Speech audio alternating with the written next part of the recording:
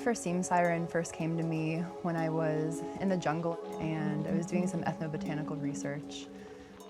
A lot of the old ways of doing things are being lost right now, and that it's really important to preserve cultures, especially cultures that are doing something so sustainable and so beautiful for the earth. Learning that in various cultures they have a history of using medicinal clothing to help heal themselves. I wanted to understand the culture and the meaning of plants to this different culture. Why isn't that being done now, and how did that get lost in translation?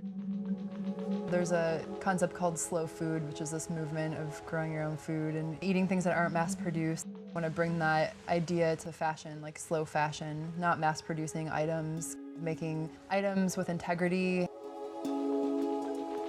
I'm trying to bring forth plant medicine in a different modality. I started researching more and found that there's actually a history of nettle fiber, nettle production. From what I knew from that plant medicinally, it was good for pretty much every body type. I'm sourcing my fiber from the eastern part of the Himalayas, where the stinging nettle grows prolifically up in the jungle at about 6,000 feet. I went to Nepal and wanted to learn and experience firsthand the production and harvesting.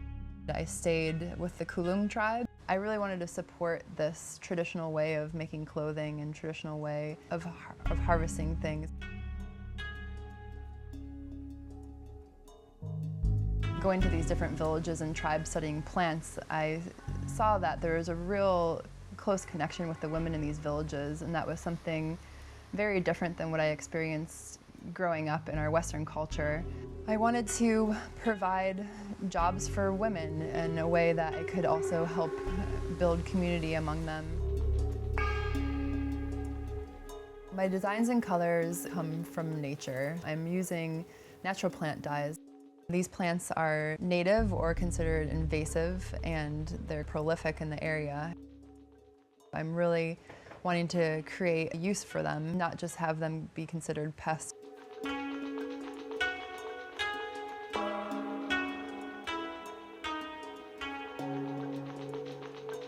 If we can go back to traditional ways of creating dyes and color that different cultures have preserved, we can start creating a rippling effect and a change in the right direction.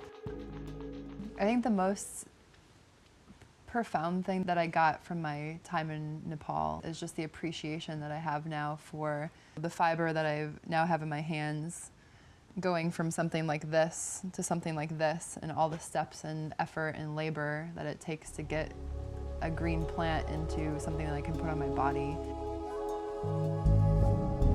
I really hope that with the concept of my brand, I help to create awareness. That's really my main goal, awareness around plants and plant medicine and the ways in which we can make beautiful, wearable things that don't have to be mass-produced. Something that is made well with integrity and with care and love.